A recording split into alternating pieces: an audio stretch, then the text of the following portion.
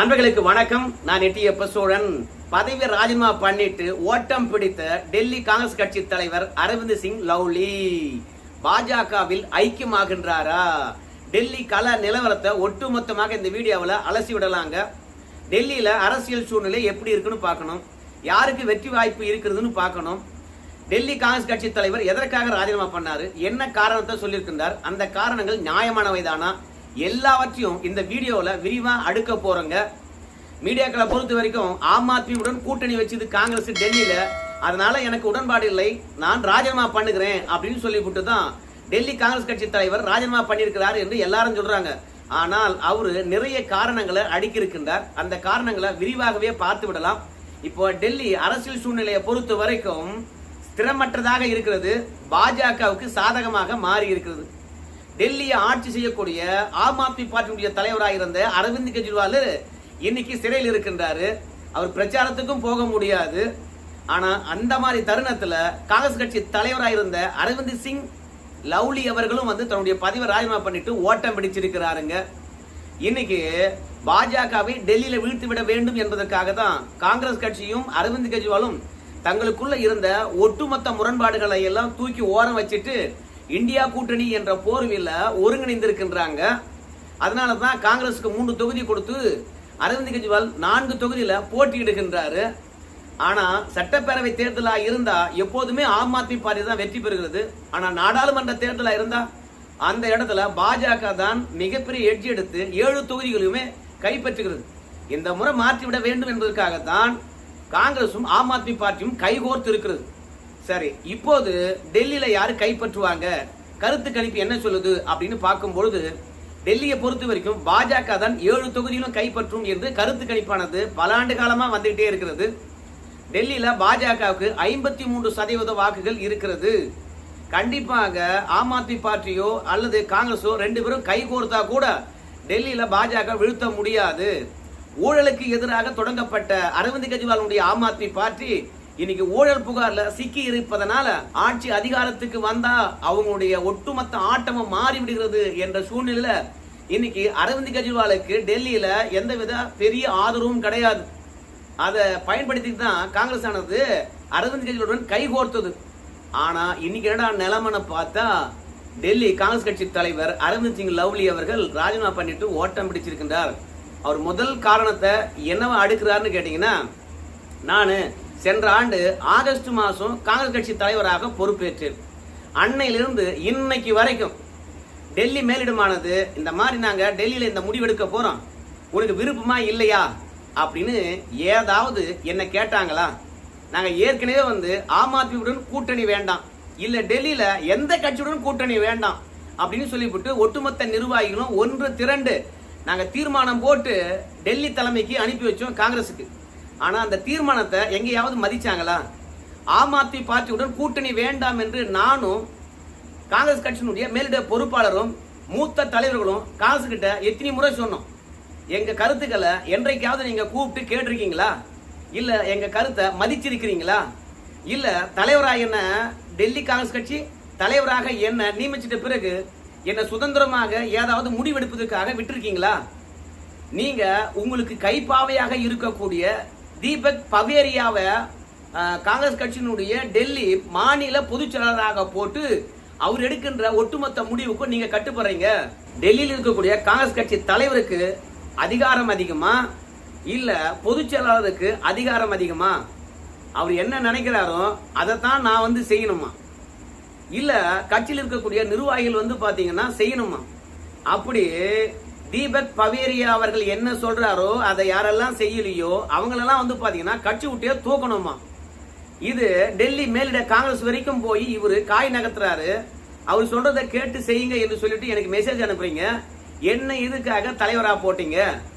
அதுவும் இல்லாம டெல்லி காங்கிரஸ் கட்சிக்கு ஊடக பிரிவு தலைவராக ஒருத்தரை நியமிப்பதற்காக நான் பரிந்துரை பண்ண, அவரை ஏற்றுக்கொண்டு நீங்க அவரை நியமிச்சிருக்கீங்களா? இல்ல டெல்லி காங்கிரஸ் கட்சியில பாத்தீங்கன்னா நிறைய பதவிகளும் கீழ்மட்டத்துல காலியா இருக்குது, அதுக்கு இவங்க எல்லாம் போடணும், நீங்க ஒப்புதல் அளிங்க அப்படின்னு சொன்னோம். என்னைக்காவது ஒப்புதல் அளிச்சிருக்கிறீங்களா? அதுவும் இல்லாம போலியான ஒரு பிம்பத்தை உருவாக்கி காங்கிரஸ் கட்சி என்றாலே ஊழல் தான் என்று ஒரு கட்டமைப்பை உருவாக்கி அதன் மூலமாக போராட்டத்தை முன்னெடுத்து அந்த போராட்டத்தின் மூலமாக காங்கிரஸ் கட்சியை ஒழிச்சு, டெல்லியில் மட்டும் ஒழிக்கல, அகில இந்தியா முழுவதும் ஒழிச்சு, அதற்கு மாற்றாக நாங்க வரோம் என்று சொல்லிட்டு ஆம் ஆத்மி பார்ட்டி என்ற ஒரு பார்ட்டியை தொடங்கி அதை கட்சியா வளர்த்து நம்ம ஆட்சியை காலி பண்ணி டெல்லியில ஆட்சி செய்து கொண்டிருக்கின்றான். நம்ம கட்சிக்கு ஒட்டுமொத்த அவப்பெயரும் உண்டாக்குனதே இந்த அரவிந்த் கெஜ்ரிவாலும் ஆம் ஆத்மி பார்ட்டியும் தான். ஆனா இந்த மாதிரி ஆட்களுடன் கூட்டணியே வேண்டாம் என்று நாம சொன்னோம். யாராவது கேட்டீங்களா? ஒருத்தர் கூட டெல்லி காங்கிரஸ் ஆனது என்ன நினைக்குதுன்னு சொல்லிவிட்டு மேலிட பொறுப்பாளர்கள் காது கொடுத்து கேட்கலையே. அதுவும் இல்லாம இன்னைக்கு டெல்லியில பல வேட்பாளர்கள் காங்கிரஸ் சார்பாக நிறுத்தப்பட்டிருக்கின்றார்கள். மொத்தம் 3 தொகுதி தான் வச்சுங்களேன். அந்த 3 தொகுதியிலும் டெல்லிக்கு சம்பந்தம் இல்லாதவர்களை கொடுத்திருக்காங்களாம். குறிப்பா வடகிழக்கு டெல்லிக்கு ஒருத்தர் வேட்பாளராக போட்டிருக்காங்களாம். உங்க எல்லாருக்குமே தெரியும், நேரு யூனிவர்சிட்டியில மாணவரணி தலைவராக இருந்த கண்ணையா குமார் அவர்களை பாத்தீங்கன்னா வடகிழக்கு டெல்லிக்கு வேட்பாளராக காங்கிரஸ் போட்டிருக்குது. அவரு டெல்லிக்கு அவருக்கும் சம்பந்தமே கிடையாது. டெல்லியினுடைய முன்னேற்றத்துக்கு யார் காரணமாக இருந்தாங்க அப்படின்ற விஷயத்த கூட அந்த கண்ணையா குமாருக்கு தெரியாதான்.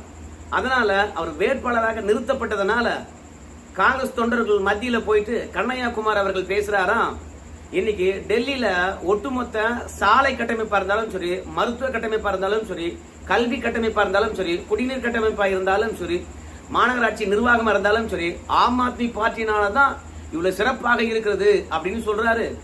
இத ஏதாவது ஒரு காங்கிரஸ் கட்சி தொண்டன் ஏற்றுக்கொள்வானா? காங்கிரஸ் சார்பில் நிறுத்தப்பட்டு இருக்கக்கூடிய வேட்பாளர் காங்கிரஸ் கட்சியினுடைய கடந்த கால சாதனைகளை பேசணுமா, இல்ல ஆம் ஆத்மி பார்ட்டியினுடைய சாதனைய பேசுறதா? நீங்க அரவிந்த் கெஜ்ரிவாலுடன் கூட்டணி வச்சீங்க, ஏன்பா எந்த எதிர்ப்பும் தெரிவிக்காதேப்பா, நீ தலைவராக இருந்துகிட்டு நீயே எதிர்ப்பு தெரிவிச்சுன்னு வச்சீங்களேன், ஒட்டுமொத்த தொண்டரும் பாத்தீங்கன்னா அதிருப்தி அடைவாங்க, அதனால தலைமை முடிவை ஏற்றுக்கொள்ளு அப்படின்னு சொன்னீங்க.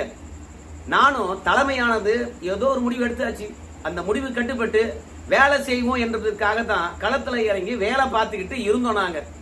அதுவும் இல்லாம திடீர்னு அரவிந்த் கெஜ்ரிவால் அவர்களை ஈடியானது கைது செய்து விட்டது.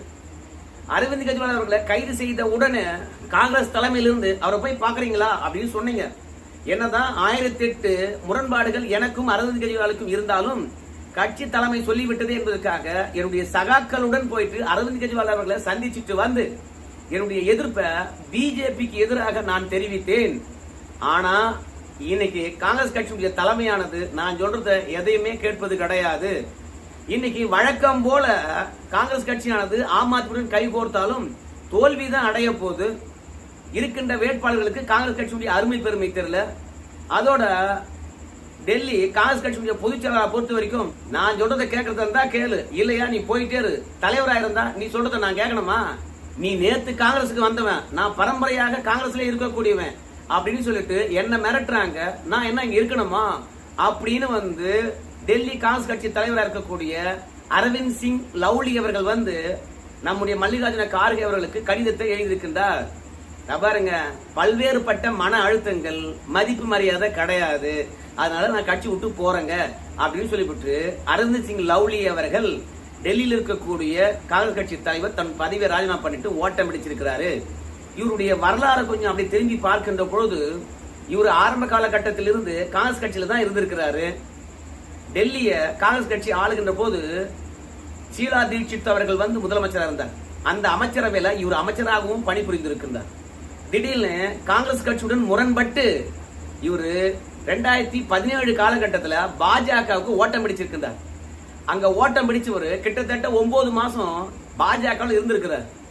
ஆனா பாஜக தொடர்ந்து இருக்க முடியாத ஒரு நிலை ஏற்பட்ட உடனே மீண்டும் காங்கிரஸ் கட்சிக்கு வந்திருக்கிறார்.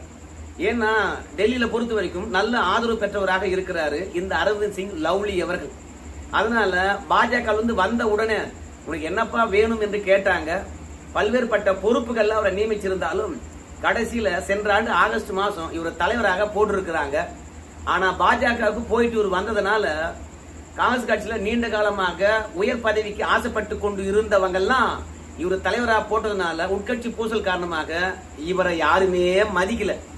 இவரை யாருமே மதிக்காத காரணத்தினால இவரை மதிக்காதவங்க எல்லாம் பாத்தீங்கன்னா பதவி விட்டு தூக்கிட்டு ஒரு புதிய டீமையே பாத்தீங்கன்னா களத்துல இறக்கணும் அப்படின்னு சொல்லிவிட்டு இந்த அரவிந்த் சிங் லவ்லி அவர்கள் ஆசைப்பட்டார். அதற்காக ஊடக பிரிவில் இருந்து கீழ்மட்டம் வரைக்கும் இருக்கக்கூடிய கட்டமைப்புக்கான ஆட்களை தேர்வு செய்து டெல்லி மேலிடத்துக்கு அனுப்பி வச்சாரு இந்த அரவிந்த் சிங் லவ்லி.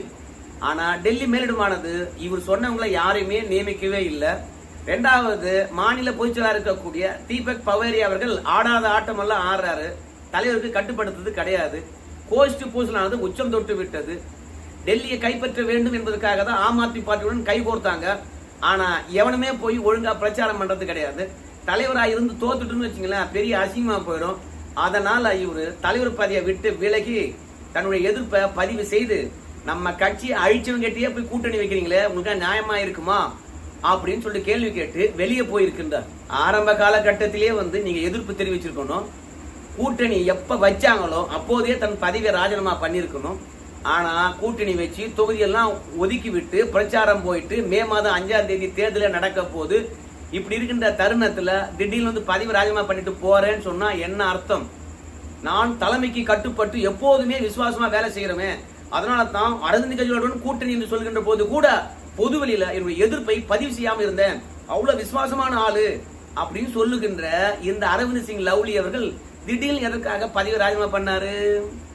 ஆம் ஆத்மி பார்ட்டி கூட்டணியை ஏற்றுக்கொண்டுதானே இவரு அரவிந்த் கெஜ்ரிவால் கைதுக்கு பிறகு அரவிந்த் கெஜ்ரிவால் சிறையில போயெல்லாம் பார்த்துட்டு வந்திருக்காரு, அவர் வீட்டுக்கெல்லாம் போயிருக்கிறாரு. ஆனா திடீர்னு என்ன ஆச்சு? திடீர்னு என்ன ஆச்சுன்னு கேட்டீங்கன்னா பாஜக இவருக்கு வலை வீசி இருக்கிறது. மீண்டும் வாங்க, ஏன்னா இந்த நாடாளுமன்ற தேர்தலில் பாஜக தான் வெற்றி பெற போகுது. நாடு முழுவதும் வருகின்ற கருத்து கணிப்பு அதான் சொல்லுது. டெல்லியிலும் நாங்க தான் வெற்றி பெறுவோம் என்று சொல்லுது. உங்களுக்குள்ள 58 கோஷ்டி கோசல் மீண்டும் அங்க இருக்கணுமா, வாங்க அப்படின்னு சொல்லி கூட பாஜக பேரம் பேசியிருக்கலாம். இவர் ஒன்றும் பாஜகவுக்கு போகாத ஆள் கிடையாது, ஏற்கனவே பாஜக இருந்து இங்க வந்தவர் தானே. அதனால இப்ப பாஜக மேலிட பொறுப்பாளர்கிட்ட பாத்தீங்கன்னா அரவிந்த் சிங் லவ்லி அவர்கள் பேரம் பேசிக் கொண்டு இருப்பதாக பேச்சு அடிபடுகிறது. பாஜக போயிட்டா ஒரு சேஃப்டி உண்டுங்க, கட்சி தலைவர் பதவி கொடுக்குறாங்களோ இல்லையோ அவங்க கட்சிக்காக உழைச்சா ஒரு ஆளுநர் பதவி உண்டு. அப்படி இல்லையா மேல உறுப்பினர் ஆக்கி அமைச்சர் ஆக்கிடுவாங்க. அதனால கண்டிப்பாக பாஜக நம்பி போலாம், நல்ல கேரண்டி கொடுப்பாங்க. இப்ப இவர் வெளியே போயிட்டா காங்கிரஸ் கட்சி டெல்லியில வெற்றி பெற்று விடுமா? இன்னும் காங்கிரஸ் கட்சிக்கு பலவீனம் தானே. அரவிந்த் கெஜ்ரிவால் இருந்தா கூட பரவாயில்ல, ஏதாவது தூக்கி நிறுத்துவாரு. அவரே இப்ப சிறையில் இருக்கிறாரு. அதுக்கடுத்து டெல்லி தலைவரும் போயிட்டாரு. இப்போ டெல்லி அனாம் தான் நிக்குது. சரி பாப்போமே, காங்கிரஸ் கட்சி தலைவராக வெளியே போயிட்டு இவர் பாஜக இணைறாரா, இல்ல டெல்லி தலைமையானது சமரசம் பேசுகிறதா? இவரு யார் மீதெல்லாம் அதிருப்தியை வெளிப்படுத்தினாரோ அந்த அதிருப்தியெல்லாம் சரிப்படுத்தி போய் உள்ளிறியா அப்படின்னு ராஜினாமாவை ஏற்காம மீண்டும் கட்சிக்குள்ளே அணைச்சிக்கிறாங்களா? அப்படி இல்ல டெல்லி தலைமையானது என்ன ஆலோசிக்கல அப்படின்னு சொன்ன பிறகு இவரை கூப்பிட்டு ஆலோசனை நடத்துமா? எல்லாம் சமரசத்துல முடியுமா, இல்ல சண்டை தானா, இல்ல பாஜக தான் ஓடி போய் இணைவாரா? எல்லாவற்றையும் நம்ம பொறுத்து தான் பார்க்கணுங்க. தேர்தல் நெருக்கத்துல இந்த மாதிரி ஒரு கட்சியுடைய தலைவர் ராஜினாமா பண்ணிட்டு ஓட்டம் பிடிப்பது என்பது அந்த கட்சிக்கு எவ்வளவு பலவீனமானது என்பது பற்றி உங்களுக்கு தெரியும்.